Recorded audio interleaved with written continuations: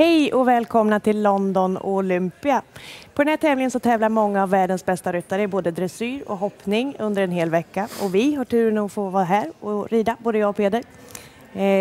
Stämningen på den här arenan är helt otrolig. Det är 7000 personer och det känns som de sitter inne på banan. Det är trångt, men det är väldigt trevligt. Vad tycker du? Nej, jag håller med dig. Det är absolut en väldigt speciell arena och de har haft hästtävlingar här i över 100 år och det känns verkligen. Och engelsmännen är ju bra på att anordna tävlingar och de håller hårt på traditionen. Ja, det gör de definitivt. Jag tror även många av hindren är ungefär 100 år gamla. Så de ser annorlunda ut jämfört med många andra tävlingar idag. Vi har tävlat en hel del redan. Jag var precis placerad med Tornesh i en stor klass. Jag kom 6:a. Därför jag fortfarande ser ut så här. Har inte haft tid att byta om. Peder, du var placerad tidigare idag med Selavi. Det går bra. Det går bra.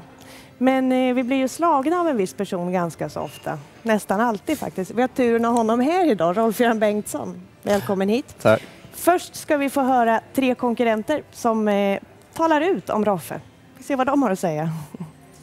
Jag står här med Edvina Alexander, världens nummer 8 i ryttare. Och vi ska höra lite grann vad hon ser på Rolf-Göran Bengtsson som ryttare. Hi, no, I think Rolf is definitely one of the best riders in the world. He was training a long time with Jan and had a lot of success there. I rode one of the horses he rode, Pia Lotta, and had a lot of success with that one after Rolf.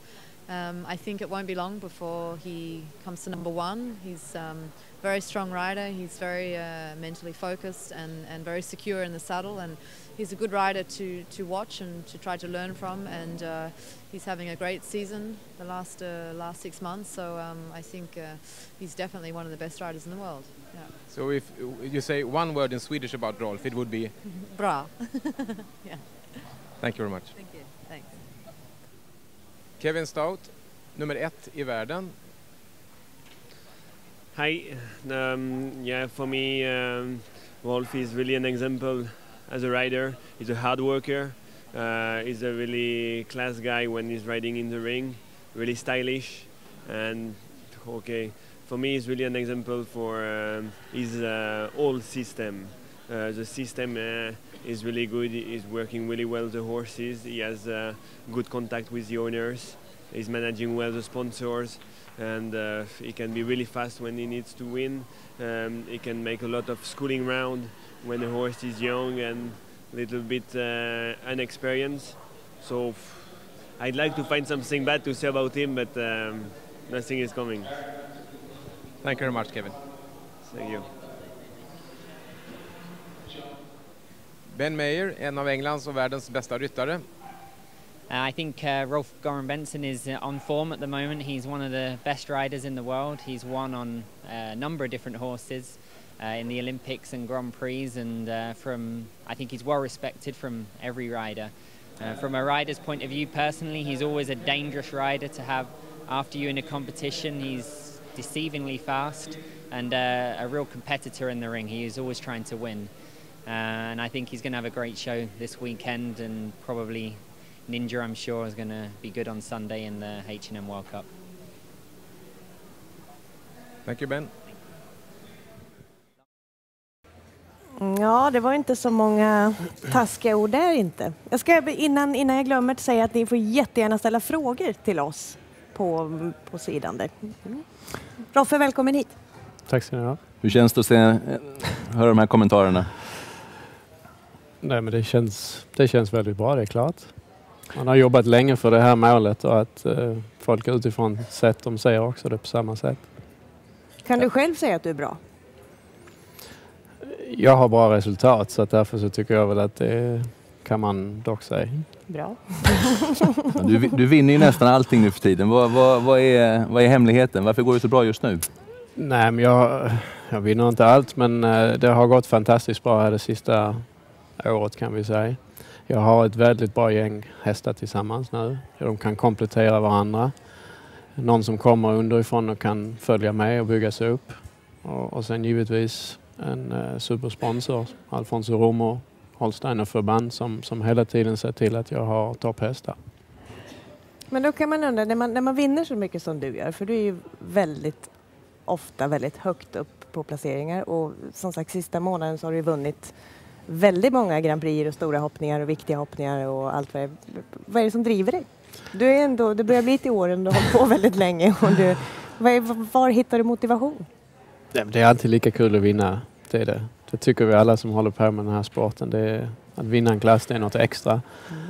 Sen att ha det här materialet av de här hästarna som jag har ridat på nu, det är väldigt motiverande. Då är det lika kul. Det är kanske inte lika kul om vi rider runt ute på en liten mindre tävling och det regnar och det är kallt och sådär. Då fattas motivationen kanske en del. Men det kan ju regna och vara kallt i Aachen också. Jo, men då är vi på ett annat plan. Absolut. Då är vi på en riktig tävling så att säga. Du har bott i Tyskland. Hur många år har du bott i Tyskland nu? Vi började vår verksamhet där 2003 i Tyskland, januari. Just då, innan det var hos Tops. Och dessförinnan var jag 5,5 år i Holland hos Jan Tops. Ja, just det. Hur var det att komma dit från Sverige till Tops? Ja, det var annorlunda. Allting var mycket mer fokuserat på toppen, plan, träning, allting. Du var mer längre fram, alltså inplanerad hur allting skulle fungera. Det var mer det än själva ridningen. Ja, jag tror inte jag har ändrat kanske så väldigt mycket på min ridstil eller så. Det är klart att visst har man lärt sig en hel del. Det lär man sig under tiden och så skapar väldigt mycket erfarenhet som man då alla gör vid misstag och de måste man försöka lära sig utav. Men just den här managementet och uppbyggnaden av häst och förberedandet inför tävling, hur mycket ska vi träna, hur mycket kondition ska de ha, hur ofta ska de hoppas, tävlar oftare givetvis och det blir också en helt annan rutin hos hästarna.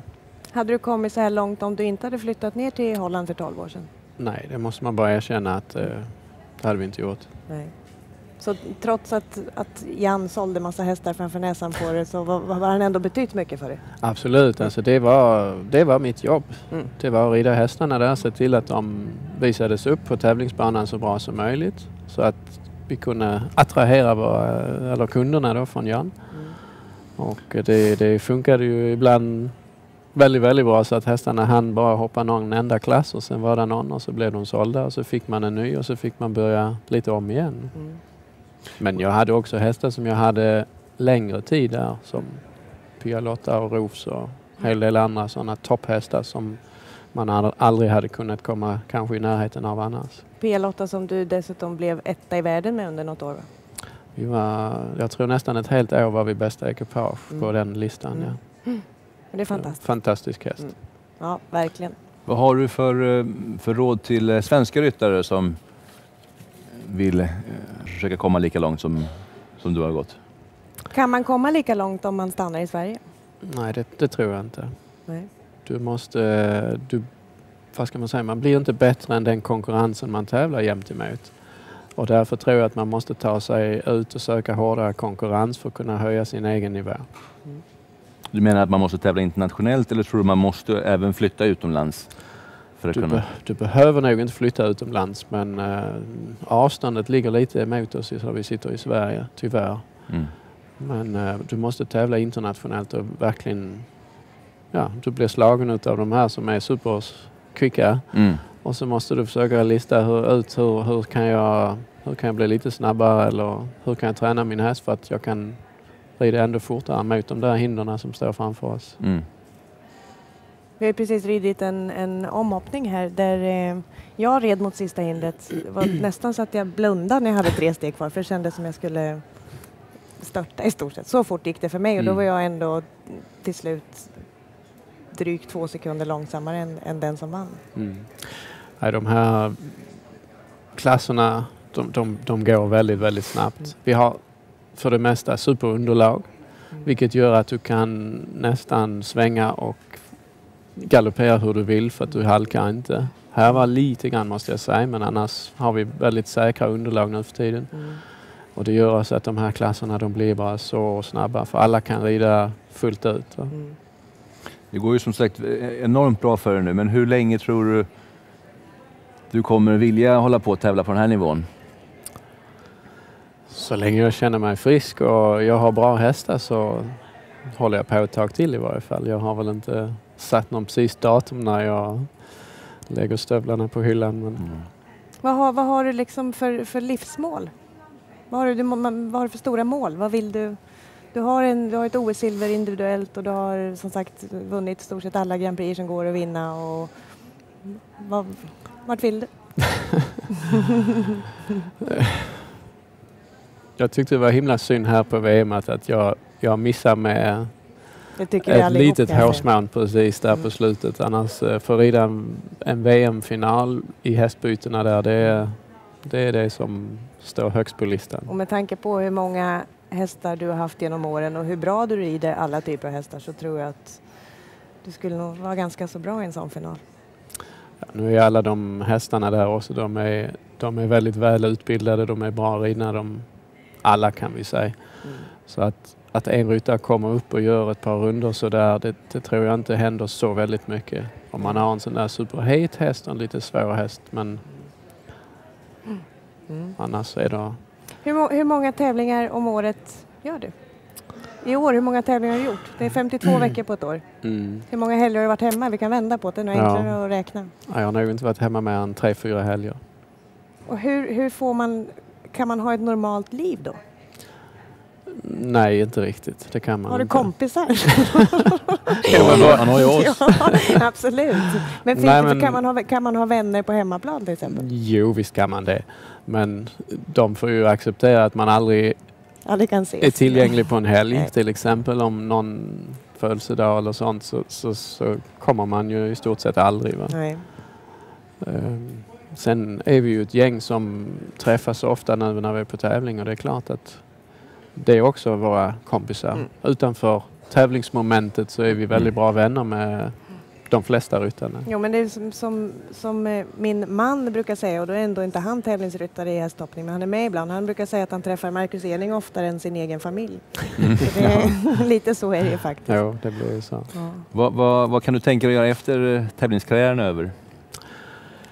Ja, alltså det kommer troligtvis att bli någonting med häst i vilket fall, för det är ens liv och det är det man har gjort alltid och hållit på sig nästan det enda man kan. Att om det sen blir i form av att man hjälper till att supporta någon yngre lovande ryttare eller kanske också lite äldre ryttare eller man har en ryttare som rider åt en. Alltså det finns många alternativ om man trots allt kan fortsätta från marken och hjälpa till och supporta och även göra ett levande utav det här. Och kan du se ditt liv utan hästar? Nej, det kan jag inte. Det finns inte det? Det finns inte riktigt, för det är någonting man har vuxit upp med och alltid gjort. Och vad har du för det är favoriter så intressant, genom tiderna? Alla hästar du har haft, vilken har varit din absoluta favorithäst? Ja, alltså givetvis Pia Lotta, det var en sån där extrem häst måste man nog ändå säga. På vilket sätt var hon? Ja, var hon rida på? Ja, men hon var så lätt liksom som en ballettdansare ungefär. Hon kunde från kort och noll och ingenting kunde hon hoppa hur långt som helst utan att egentligen anstränga sig. Hon var naturligt väldigt, väldigt snabb i omhoppningarna. Du trodde aldrig att du var så kvick som du var med henne, men hon var alltid med en bra tid. Sen givetvis har jag haft McKinley, Ninja, Tepik var en häst. Tepik Lasilla var en häst som kanske tyvärr kom i mitt stall lite för sent, men det var en professor i hoppning alltså.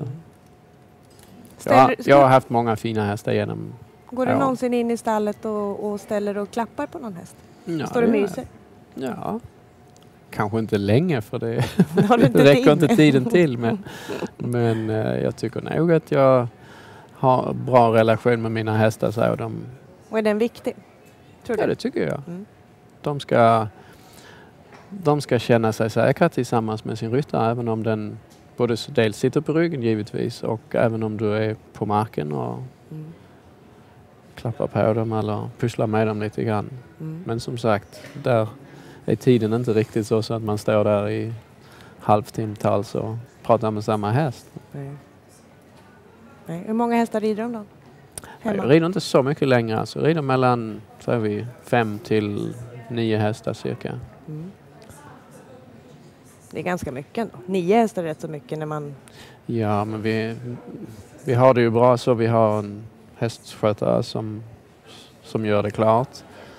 Ibland har vi till och med någon som hjälper oss att skritta fram en häst och ta hand om nästa häst, och man bara gör ett byte och sen skrittar de av nästa häst igen. Så att, hur många hästar rider du? Jag rider nog 5-6 hästar. Mm. Nu är 9 väldigt mycket, menar jag. Och du har hållit på bra mycket längre då? Jo, men jag tycker inte det är antalet vi har någon som är vill det. prata här, förlåt. Frågor från publiken? Mm. Men det var en fråga till Rolf specifik som var just vilken häst som hade betytt mest för dig och liksom utvecklat dig mest också. Ja, på den frågan här med vilken häst som har varit den mest framgångsrika hästen och så för mig, det är givetvis det Pia-Lotta. Mm. Men från början då? Vilken häst var viktigast när du lärde att rida, hoppa? Alltså det var ju egentligen Paradiso, måste jag säga. Mm. Det var min första häst som kunde hoppa en större klass egentligen. Mm. Han gjorde att jag kom med på landslaget. Mm. Jag fick rida det första VM:et i också i Atlanta 94. 94 och han gjorde alltså 94 gjorde han VM, EM i St. Gallen 95 och OS 96 i Atlanta. Och OS ledde du? Nej, du inte det? Kanske inte ledde, men jag var efter 2 runder var jag långt framme. Ja. Mm, sen gick det inte mer. Som det lätt kan göra i ridsporten. Ja. Ja. Har vi någon mer fråga? Vi går vidare. Ja. Vi tackar Roffe jättemycket. Förlåt, vem vinner på söndag? Världscupen? Vad är ditt tips? Han ser chockad ut. Det har varit ett blank. Det var en dum fråga. Det var en dum fråga. Förutom du själv, vem vinner? Ja, vem kommer 2:a då?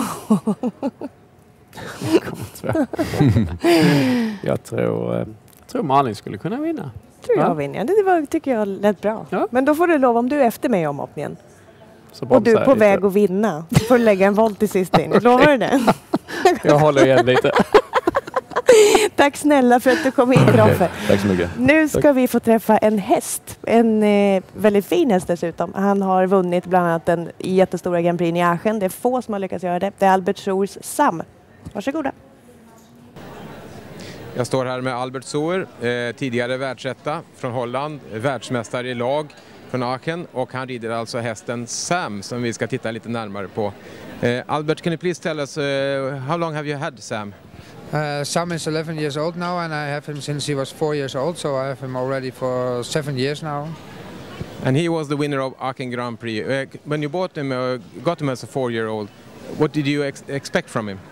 Yeah, we saw him at the show. He had just a little show experience. He was jumping in the 1 meter classes, and he was like he is a little bit hot, but he was jumping actually really good from the beginning. And he had. I not even tried him at home. We just saw him, and then we bought him, and he gives a really special feeling. And can you describe him as a horse compared to your other top horses like Okidoki? Sam is he's a little bit a nervous horse. He looks really cool when you see him, but from inside he is really nervous actually. So it's what I have to do is to try to take him calm, and when you're riding with him, he's always really like to work, actually too much. So, but when you're in the ring, he's always there and he's always concentrated, and he's actually really nice to ride. His counter from behind, he's always a little bit funny, but I try to work with that. But the more I work with that, the difficulter it gets. So now I keep him satisfied, and we just go on, and he jumps actually much better then. Someone said that Albert always rides difficult horses. Is that true? I don't know actually. I like the special ones with the special. They have a special thing, and okay, maybe it's true. But I have also nice quiet ones. But the ones that are a little bit different, they're mostly also more special. So.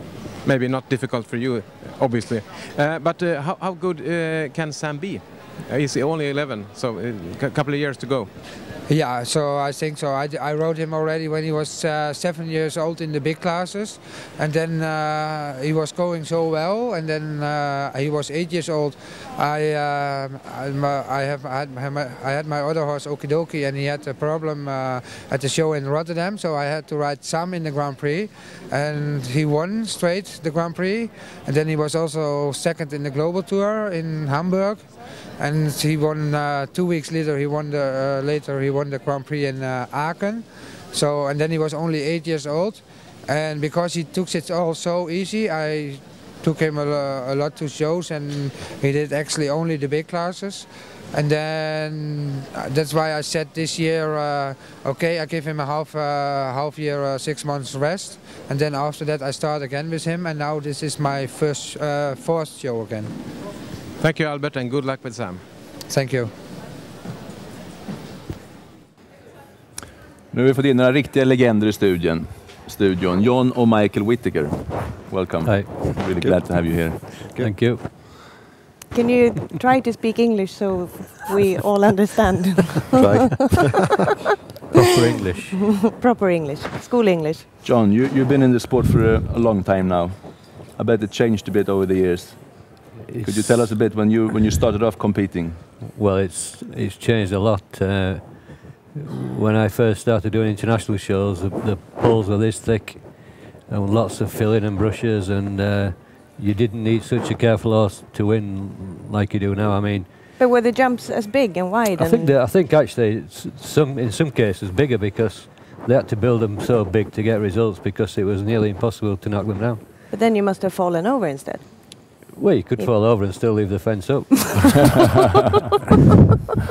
I mean, even Gothenburg, I remember in Gothenburg, there was something like 14 poles in one vertical. You know, it was just... wow. It changed a lot over the years. So yeah, it's changed a lot over the years, yeah. So what do you think the next, in 20 years, what do you think it's going to look like then? I don't know, because every year you think, I mean, you walk the course today in the competition, and it was a big course, and there was how many clears? So many clears, and I don't know, the standards just getting so good, so good and so strong, and it's just improving. The horses are getting better, the standards are getting better, the riding's getting better, so who knows where it'll Do you think the horses we have today is better than the horses we had 20 years ago? I think if you look at the top horses in the past 20 or more years, say horses like Japaloo and Boomerang and Milton and Gem Twist and all those superstars, I think they will be good now. Yeah. You know, but in general, no, a lot of horses that were good in the past would be no good now. But I think the real superstars would be, that were really good then, would be good now. Yeah.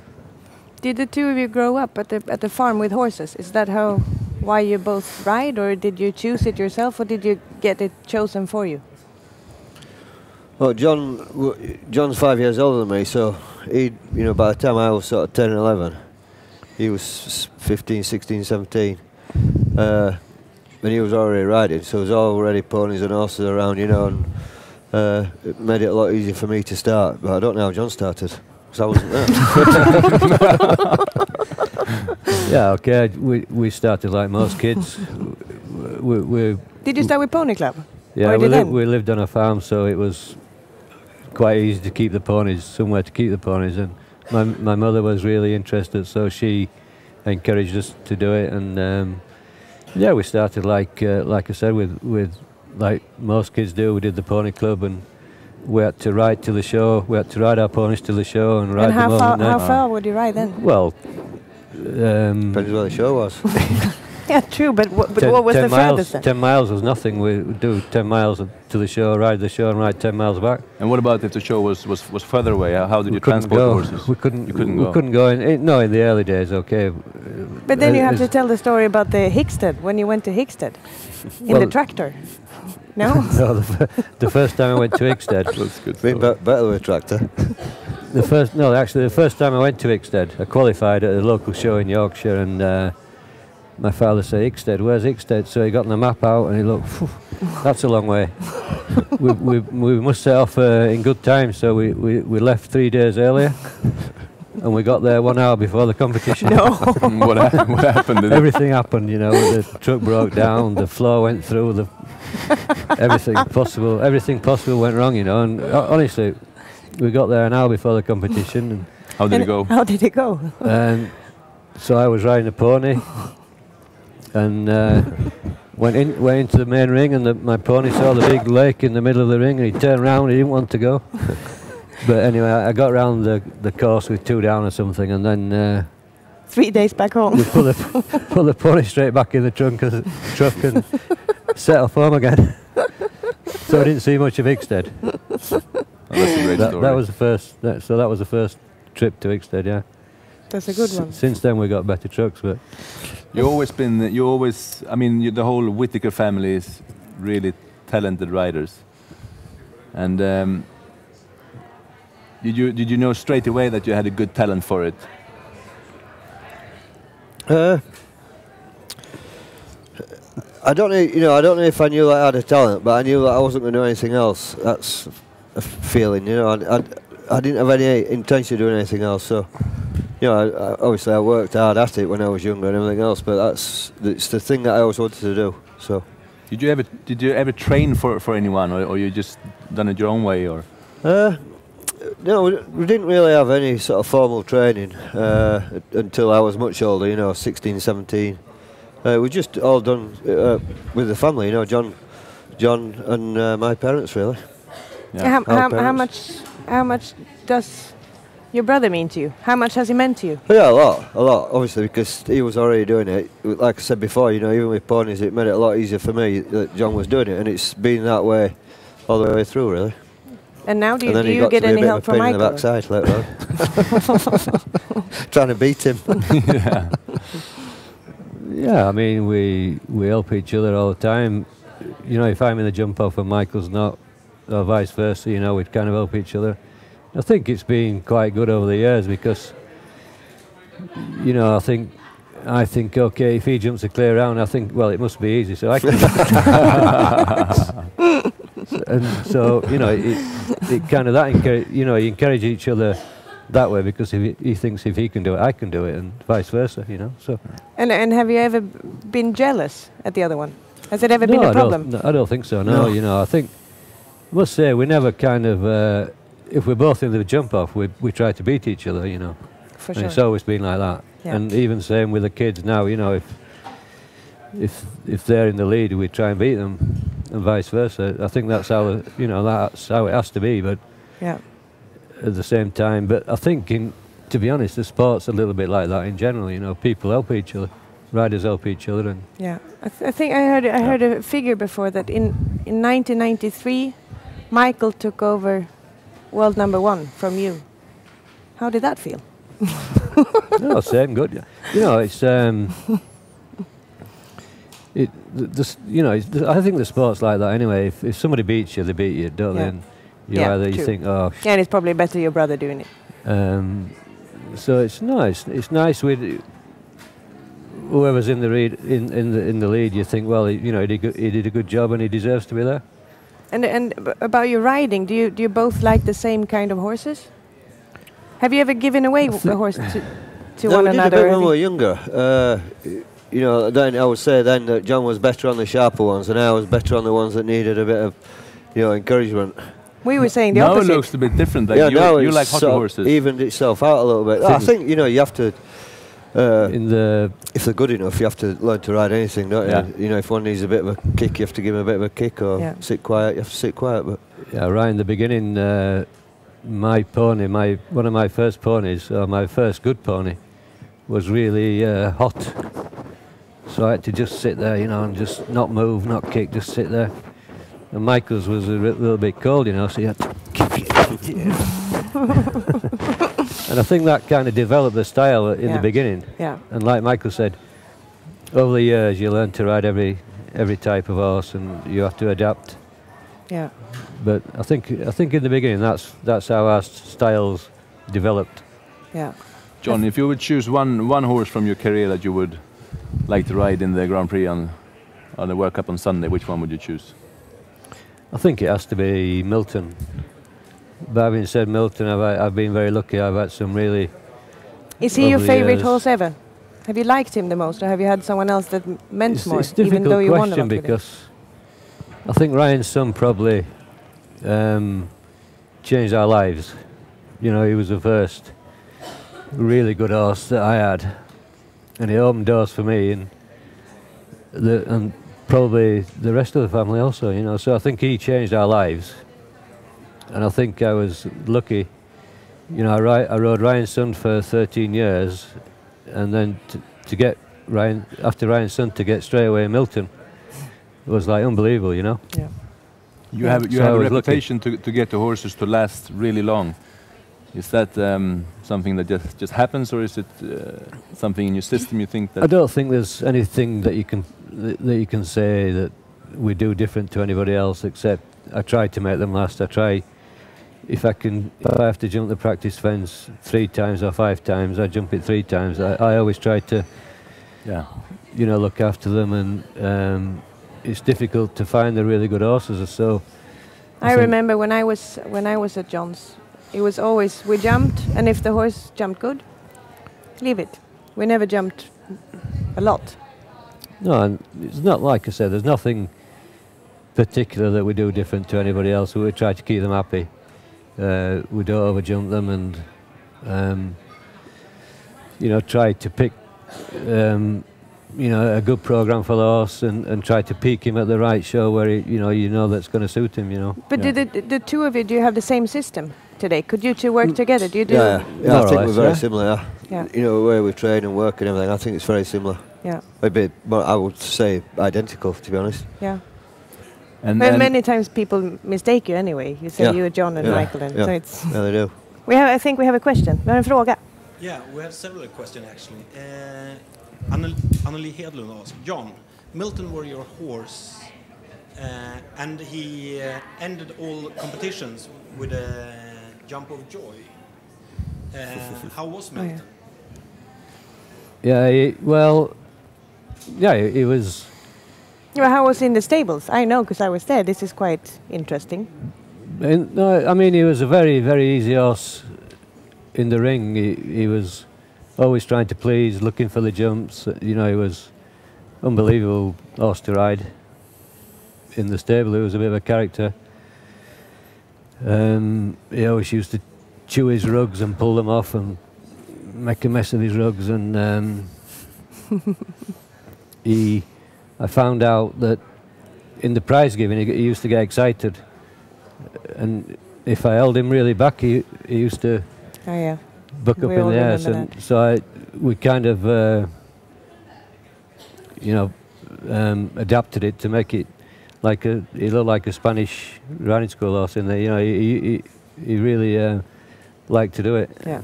Look forward to doing it. Fler frågor? Yeah, we have one question here from Åsa Liljemark. Question to John and Michael. Is it easier to compete Valacker? Geldings. Geldings. Thanks. And mares and studs? Yeah, actually, I've always done all right with mares. Mares have always been good. You know, I've always got along well with mares. Stallions can be obviously more difficult, but if you get the one with a good temperament, it's not a problem. The geldings, the same. Why do you like mares the most? I don't know really. It's just I've had some very good mares over the years, and you know, they've always been very good. Okay, last question. Who wins on Sunday?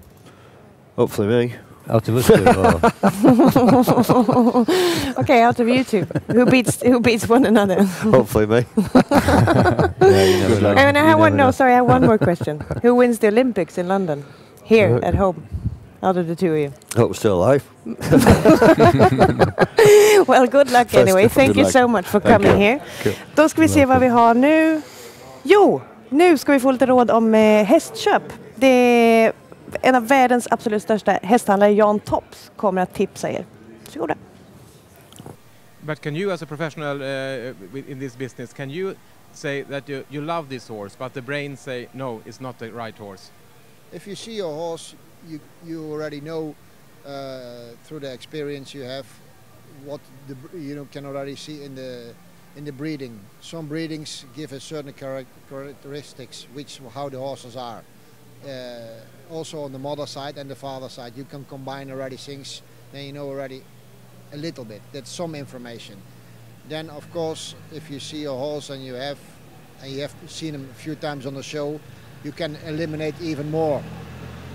Then to see if a horse is good enough, that's a really feeling you have. You have certain rules, certain basics you want. You want the horse, on the top sport, for example, there's a lot of blood. You need a horse with a lot of stamina nowadays. There's so many shows, many days of shows. Nowadays you cannot survive if you have a horse with a lot, of blood, a lot of stamina. On the other hand, it's very important that you have a sound horse. Good clinical, X-ray is good. That's also. Then you see how the horse, how the horse has a balance, how the mouse is. Of course the power. All these things you combine together, but you cannot say this horse has this and this are all good. It can still be that the horse is not good, and sometimes, the horse has a bad canter, a bad mouse, and is a fantastic horse. So you have basic things, but at the end of the day, it's how the feeling and how the combination of things you put together. It's the breeding, it's the balance. That is how an athlete is. The special horses are often horses who are freak in their own way. They have a certain intelligence that they want it in their heart and in their mind. And these are often the best horses. But I know you have a calendar, you have a starting list, you make notes. Have you made any notes today on the starting list for special horses? Most of the time I have everything in my head. I don't write so many things down. I always look for good horses in different levels.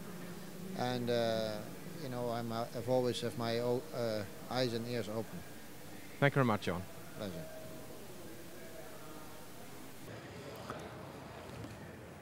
Nu har vi 2 gäster här som är väldigt viktiga för oss hästskötare. Utan de vore vi ingenting.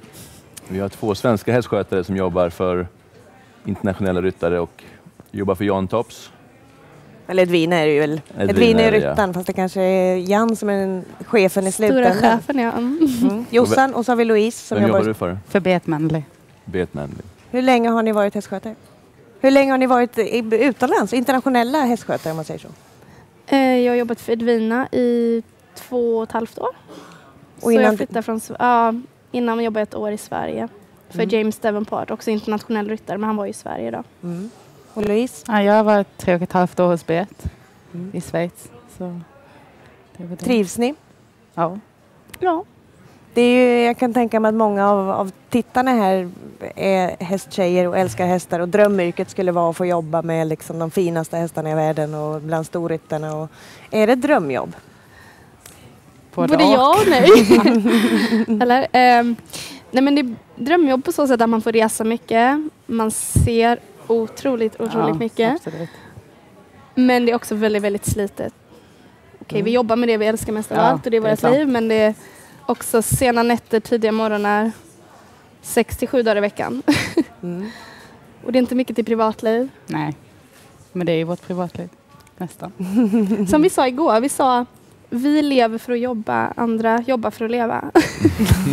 Vilket är rätt bra. Det är faktiskt sant. Ja. Och hur funkar det? En tävlingshelg så här, då kommer ni först. Eller hur? Kör ni lastbilen till tävlingarna? Ja. Jag kör inte. Jag har chaufför oftast. Men Louise kör? Jag kör, fast min ryttare kommer ofta med mig. Jag har tur. I lastbilen? Ja. Hjälper han till att köra då? Ja, absolut. Ja, okay. Vad bra. Ja, det är super faktiskt. Han är duktig. Och sen kommer man fram, då ska man lasta ur hästarna och Först brukar vi gå in och checka stallarna och kanske fylla upp med spån och sånt. Sen tar vi in alla hästar och sen in med all utrustning. Och det kan ta några timmar. Det kan innan allt är färdigt, och linda av hästar och vatten och fodra dem så fort som möjligt. För oftast har de ju stått ganska många timmar på lastbilen. Det är så. Så man måste vara ganska snabb och effektiv. Han springer ganska mycket. Ja, sen kommer ryttaren oftast dagen efter. Man brukar nästan vara här så kvällen före de kommer eller så. Oftast har vi väl ute hästarna någon gång innan de kommer. Ja. Man sker eller handvaka eller någonting. Den här gemenskapen, jag förstår att det är rätt, eller gemenskapen på tävlingen mellan grumsen är väldigt stark. Är det en viktig del att orka med jobbet, att det är hårt jobb men ändå har bra gemenskap och har trevligt på tävlingarna? Det är väl väldigt viktigt. För man har ju nästan ingen familj längre. Alltså, det blir ju som en familj. Man träffar dem 5-6 dagar i veckan nästan, samma människor. Så utan dem hade man nog inte klarat det, tror jag inte. Nej.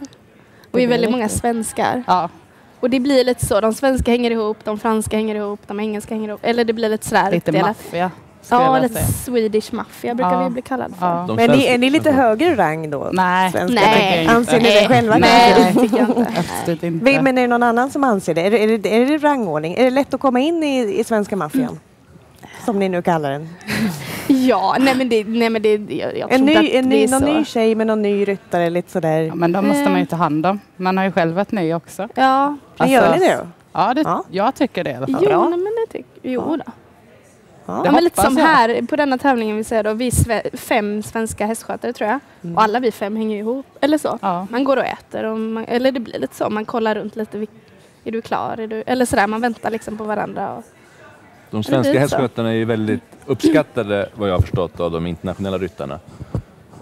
Hur tror ni att det kommer sig? De har lärt sig arbeta mycket från hemifrån. Alltså jag är uppväxt i alla fall med att arbeta och så. Tror jag kommer det mycket därifrån. Och att vi gillar hästarna. Jag tror vi har ett genuint hästintresse. Vi gör det för hästarnas skull. Ja. Inte för att vi tycker att det är kul att åka på tävling. Nej. Också den sakens skull. Men vi tycker det är viktigt att hästarna har det bra. Även om vi gör saker även om någon inte ser på. Eller hur ska man säga? Många kanske lite sådär stilar inför ryttarna. Eller förstår ni vad jag menar? Men vi gör det för hästarnas bästa. Det spelar ingen roll om klockan är 3 på natten. Eller precis. Sådär. Kan man se skillnad på hästskötarna, vilket land de kommer ifrån? Ja, det kan man. Går du förbi de engelska stallarna? Ja, men går du förbi de engelska stallarna så är allt guld putsat till max på och hästarna ser jättefina ut. Väldigt, väldigt fina. Och vad ska man säga? Vad finns det mer? De brasilianska hästskötarna borstar väldigt hårt och snabbt, men de är jäkligt effektiva och de är snabba. Ofta hög musik på den. Ofta hög musik. Ofta hög musik. Och de franska, franska skulle jag säga. Stökigast är nog franska, va? De är ganska högljudda också. Ja, högljudda och lite sådär. Och de är lite svåra, va? Och de är svåra. Nu kommer sanningen.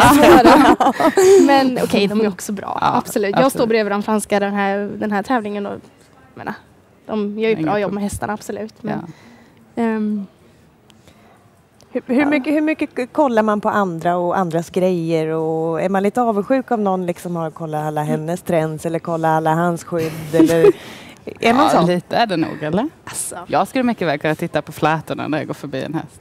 Så är det också, Jessa. Ja. Kanske lite. Det måste ju vara en del i utvecklingen. Men man lär sig varje dag. Man ser och kollar vad hon gör. Eller? Är ni med och påverkar i utrustningen? Och säga, om ni ser ett skydd som är intressant eller en brösta, kan ni säga till er ryttare att så här ska vi köpa? Ja. Gör de det då? Nej. Jo, men faktiskt förra veckan. Edvina gör nog det, kan jag tänka men det gör hon. Hon lyssnar nog ganska mycket på mig om jag tycker att den här är bra för den här hästen. Jo, men då, Bet kan nog lite svårare det. Han är väl ganska säker på sin old good time. Engelskskolad också. Ja, absolut. Hur tänker ni om ert ekipage river på banan? Vad tänker ni då? Tänker ni jäkla häst eller jäkla ryttare? hur ofta när ni står där? För ni står ju alltid precis där man går in på banan. Så ni är säkert nervösa varje gång. Och så gör ryttaren faktiskt fel. För det händer ju att vi alla ryttare gör. Hur ofta liksom tänker ni det? Vad svärdom gjorde hon nu? Jag var ganska bortskämd att det är inte så ofta min ryttare. Nej, du har ju en perfekt ryttare faktiskt. Nej, inte perfekt.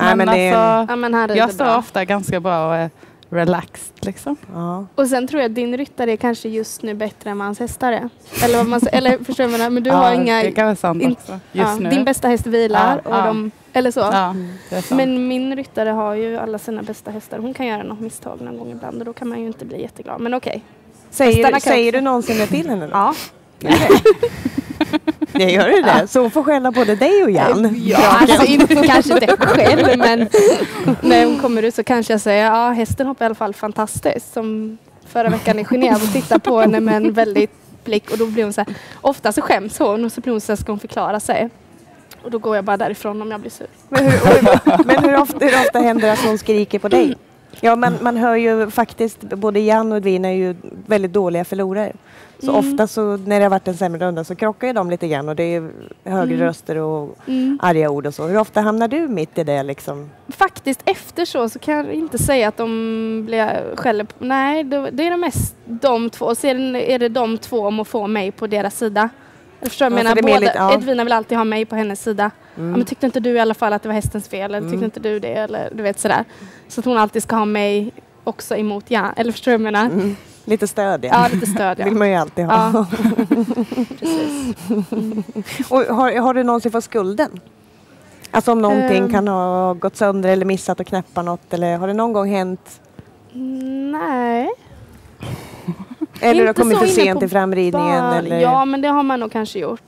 Kanske inte någon katastrof sent. Men då kan hon vara så arg och lite stressad. Och allting löser sig alltid. Men... Är ni nervösa innan stora tävlingar? Att liksom allting ska fungera? Eller ni har så mycket rutin att ni bara gör jobbet och ni vet att alla saker man är väl med? alltid lite så. Eller? Ja, eller?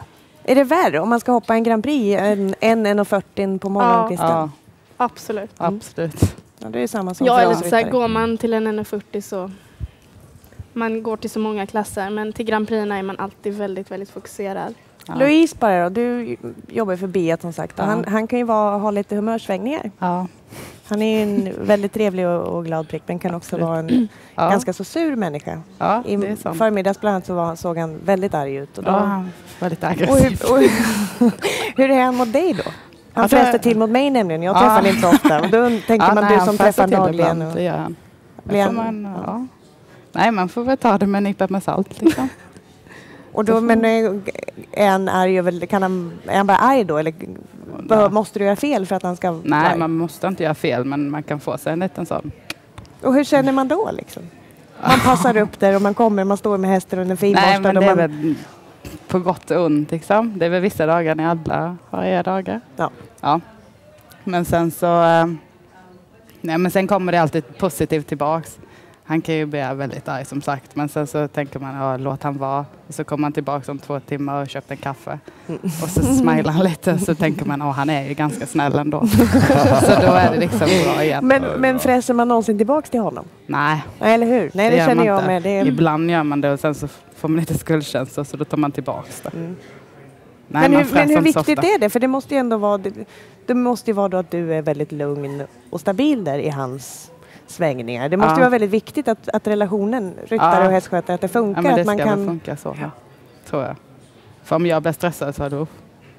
Ibland blir jag, det ska jag inte säga att jag alltid står i cool. Det måste jag säga. Ibland blir jag... Men sen så är det bra. Det är upp och ner liksom.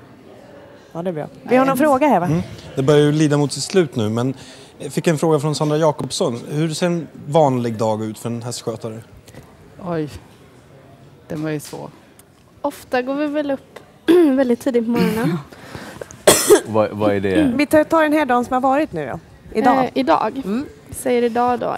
Idag hade vi tur. Idag kunde de börja rida 8:00. Igår började de rida 6:30.